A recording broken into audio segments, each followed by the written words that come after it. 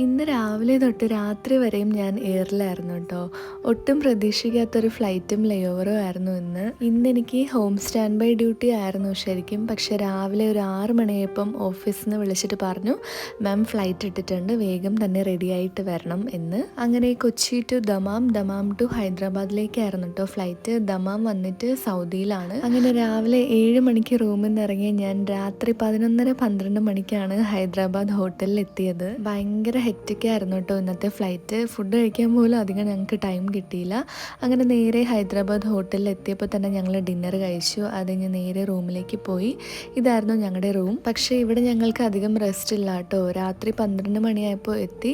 ഇനിയിപ്പോൾ രാവിലെ തന്നെ 8 മണിക്ക് തിരിച്ച് കൊച്ചിയിലേക്ക് ഫ്ലൈറ്റ് ഉണ്ട്. പക്ഷേ ഓപ്പറേറ്റ് ഒന്നും ചെയ്യേണ്ട, പാസഞ്ചറായിട്ട് പോയാൽ മതി. അപ്പോൾ ഇതായിരുന്നു ഇന്നത്തെ ഡ്യൂട്ടി. അപ്പോൾ ഇങ്ങനെയൊക്കെയാണ് ക്യാബിൻ ക്രൂ ലൈഫ് വരുന്നത്. അപ്പോൾ അത്രയേ ഉള്ളൂ ഇന്നത്തെ വീഡിയോ. ഇനി അടുത്ത വീഡിയോയിൽ കാണാം. ടാറ്റാ.